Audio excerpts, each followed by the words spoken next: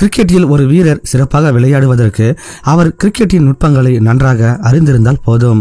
ஆனால் அதே வீரர் மற்ற வீரர்களை காட்டிலும் சிறப்பாக செயல்பட்டு தலை சிறந்த வீரராக கிரிக்கெட்டில் ஜொலிக்க வேண்டும் என்றால் மதிநுட்பத்துடன் ஆட்டத்தை நன்றாக புரிந்து கொண்டு தேவையான முக்கிய முடிவுகளை களத்தில் துல்லியமாக எடுப்பது அவசியமான ஒன்றாகும்.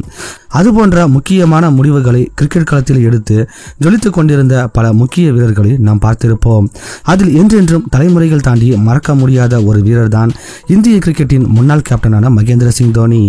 களத்தில் தன்னுடைய கணக்கச்சிதமான செயல்பாடுகள் மற்றும் துல்லியமான முடிவுகளின் மூலம் ஆட்டத்தையே திருப்பி போட்ட தோனியின் பல தரமான சம்பவங்களை நாம் பார்த்திருப்போம். அதில் என்றென்றும் கிரிக்கெட் வரலாற்றில் மறக்க முடியாத சம்பவங்கள் குறித்த சுவாரஸ்யமான தகவல்களின் தொகுப்பினை இந்த வீடியோவில் நாம் காணலாம். தென்னாப்பிரிக்க அணிக்கு எதிராக கடந்த 2011ஆம் ஆண்டு இந்திய அணி விளையாடிய இந்த ஒருநாள் தொடரை இந்திய ரசிகர்கள் அவ்வளவு எளிதில் மறந்திருக்க மாட்டார்கள். மறக்க முடியாத பல சம்பவங்களை மனதில் பதிய வைத்த அந்த தொடரின் இரண்டாவது போட்டியில் முதலில் பேட்டிங் செய்த இந்திய அணி 190 ரன்களுக்கு அனைத்து விக்கெட்டுகளையும் இழந்தது.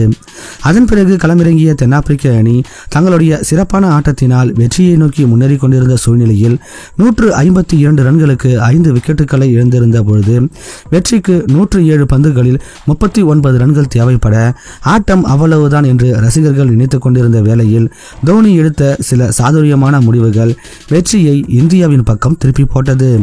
முனாஃப் பட்டேல் பந்து வீச வரும்பொழுது சப்ஸ்டியூட் ஃபீல்டரான யூசுப் பதானை எக்ஸ்ட்ரா கவரில் நிற்க வைத்துவிட்டு பந்தை ஆஃப் ஸ்டம்புக்கு வெளியே வீச வைத்து அதன் மூலம் அவரை வின்னிங் ஷாட் அடிக்க தூண்டி பேட்ஸ்மேனான சொர்சோபாவை வீழ்த்தியிருப்பார்.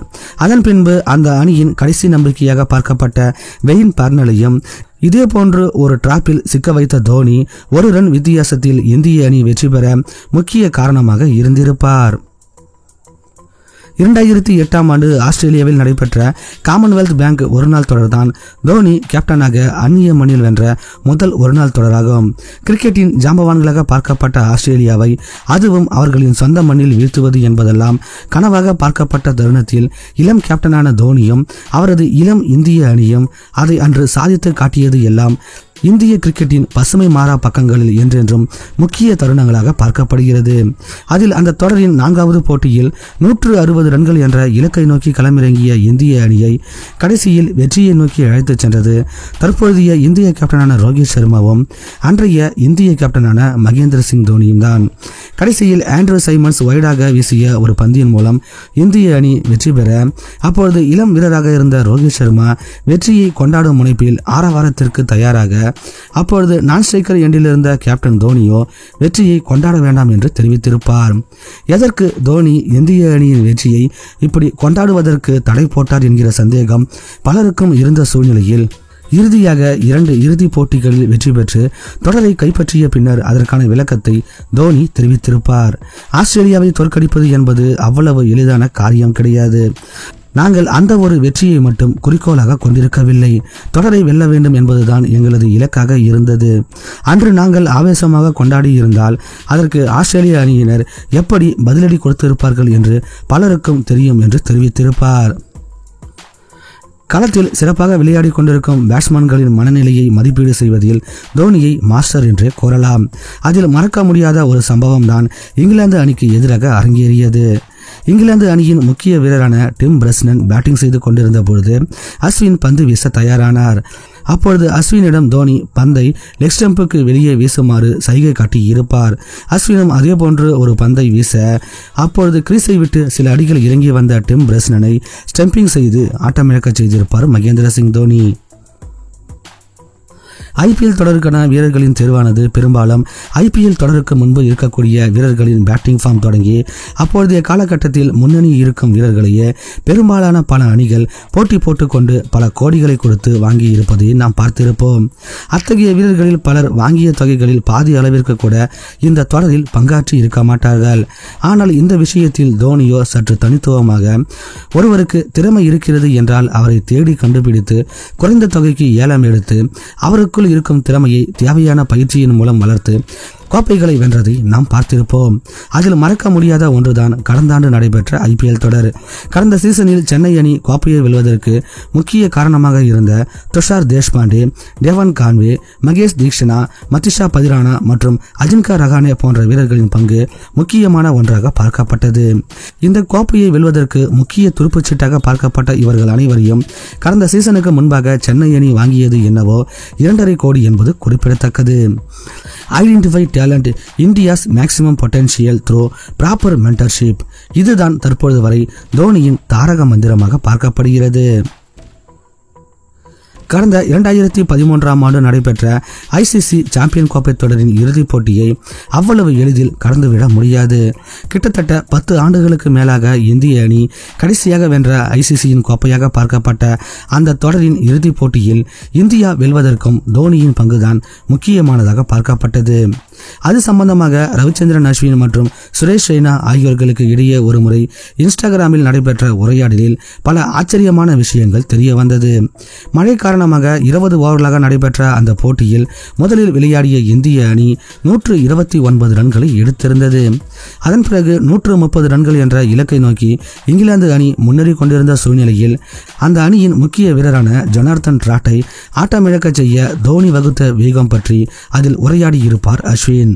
களத்தில் பேட்டிங் செய்து கொண்டிருந்த அவரின் அடுத்த ஸ்டெப் இப்படித்தான் இருக்கும் என்பதை முன்கூட்டியே கணித்த தோனி அஸ்வினை லெக் சைடில் பந்து வீச சொல்லி பிராட்டினை ஸ்டம்பிங் செய்து ஆட்டமிழக்க செய்திருப்பார்.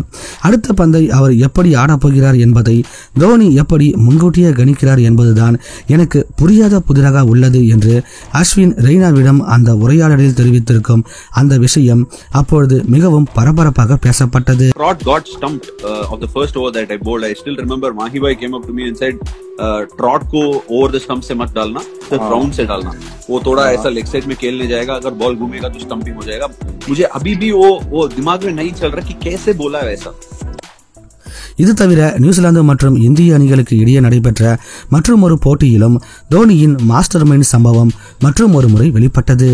நியூசிலாந்து அணியின் சார்பாக கடைசி வீரராக ட்ரெண்ட் போல்ட் பேட்டிங் செய்து கொண்டிருந்த பொழுது குல்தீப் யாதவ் ஓவர் த விக்கெட்டில் பந்து வீசிக் கொண்டிருந்த சூழ்நிலையில் அவரிடம் ரவுண்ட் த விக்கெட்டில் பந்து வீசு, அவர் பந்து எப்படி வந்தாலும் கண்ணை மூடிக்கொண்டு டிஃபென்ஸ் செய்வார் என்று தோனி கூற, அவ்வாறே குல்தீப் யாதவ் பந்து வீச தோனி சொன்னது போல் அவர் டிஃபென்ஸ் செய்ய அவர் எதிர்பார்த்தது போன்றே ஸ்லிப்பிடம் கேட்ச் கொடுத்து Trent Boult வெளியேறியிருப்பார்.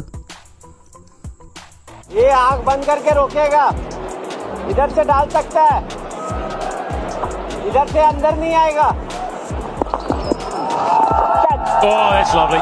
That is fantastic bowling, and that'll be the end of the New Zealand innings. 2023 IPL தொடரின் முதல் தகுதி சுற்று போட்டியில் குஜராத் அணியின் கேப்டனான ஹர்திக் பாண்டியாவை ஆட்டமிழக்க செய்ததிலும் தோனியின் மாஸ்டர் மைண்டை யாரும் மறந்துவிட முடியாது. 173 ரன்கள் என்ற இலக்கை நோக்கி களமிறங்கிய குஜராத் அணிக்கு பாண்டியா களத்தில் பேட்டிங்கில் நிற்க, சென்னை வீரர் தீக்ஷனா பந்து வீசிக் கொண்டிருக்க, ஓவருக்கு இடையே ஸ்கொயர் லெக்கில் ஃபீல்டிங் செய்து கொண்டிருந்த ரவீந்திர ஜடேஜாவின் ஃபீல்டிங் பொசிஷனை மாற்றிய தோனி அவரை பாயிண்டில் நிற்க வைத்தார். அதன் பிறகு அடுத்த பந்தை ஷார்ட் பாலாக தீக்ஷனாவை வீச சொன்ன தோனி பாண்டியாவை பாயிண்ட் திசையில் ஒரு ஷாட் அடிக்க வைத்து அதை ஜடேஜாவை பிடிக்க வைத்து மற்றும் ஒரு முறை தன்னுடைய டிராப்பின் மூலம் பேட்ஸ்மேனை வெளியேற்றி காட்டியிருப்பார் மாஸ்டர் மைண்ட் தோனி. IPL 2023ஆம் ஆண்டு நடைபெற்ற முதல் தகுதி சுற்று ஆட்டத்தில் சர்ச்சையை ஏற்படுத்திய ஒரு சம்பவம் தான் மதிஷா பதிரானாவின் டெத் ஓவர் பவுலிங். ஆட்டத்தின் முக்கியமான ஒரு கட்டத்தில் பந்து வீச தோனி பதிரானாவை அழைக்கும் பொழுது கடந்த 9 நிமிடங்களுக்கு மேலாக அவர் களத்தில் இல்லை என்று நடுவர் அவருக்கு பந்து வீச தடை விதித்திருப்பார். அப்பொழுது தோனியோ நடுவரிடம் அவருக்கு பதிலாக அணியில் பந்து வீச வேறு ஆள் இல்லை என்று தெரிவித்திருப்பார். உண்மையில் அணியின் மற்ற முன்னணி வீரர்கள் அனைவரும் அப்பொழுது தங்களுடைய முழு கோட்டாவில் பந்து வீசி முடித்திருப்பார். ஆனால் துஷார் தேஷ்பாண்டேவிற்கு மட்டும் ஒரு ஓவர் மீதம் இருந்திருக்கும். இருந்தாலும் பதிரானாவை பந்து வீச அனுமதிக்கும்படி நடுவரிடம் தோனி தொடர்ந்து முறையிட்டுக் கொண்டிருக்க, அப்பொழுது நடுவரோ நான் அனுமதி கொடுத்தால் உங்களுக்கு பைனான்சியல் பெனால்டி மற்றும் ஓவர் ரேட் பெனால்டி போன்றவைகள் வரும், அது சம்மதமா என்று தோனியிடம் கேட்க, அது சம்பந்தமான டிஸ்கஷன்கள் கிட்டத்தட்ட 4 நிமிடங்களை தாண்ட அதன் பிறகு பதிரானா பந்து வீச அனுமதிக்கப்பட அந்த ஒரு ஓவரின் மூலம் சென்னை அணி முதல் அணியாக இறுதிப் போட்டிக்கும் தகுதி பெற்றது. மெதுவாக பந்து வீசியதற்காக சென்னை அணிக்கு அபராதம் விதிக்கப்பட்டாலும் பஜிரானாவின் அந்த ஒரு ஓவரானது ஆட்டத்தையே தலைகீழாக மாற்றிய ஓவராக அமைந்தது. தோனி 9 நிமிடங்களை கடக்க வேண்டுமென்றே இவ்வாறு நடுவரிடம் நடந்து கொண்டார் என்று பல விமர்சனங்கள் முன்வைக்கப்பட்டாலும் ஒரு சிலர் தோனியின் சாதுரியத்தை பாராட்ட தவறியதில்லை. நண்பர்களே, இந்த வீடியோ உங்களுக்கு பிடிச்சிருந்ததுன்னா ஒரு லைக் பண்ணுங்க. உங்க நண்பர்களுக்கும் இந்த வீடியோவை ஷேர் பண்ணுங்க. உங்களுடைய கருத்துக்களை கமெண்ட் பண்ணிட்டு முடிஞ்சா இந்த சேனலையும் சப்ஸ்கிரைப் பண்ணுங்க. மீண்டும் உங்களை அடுத்த வீடியோவில் சந்திக்கிறோம். நன்றி.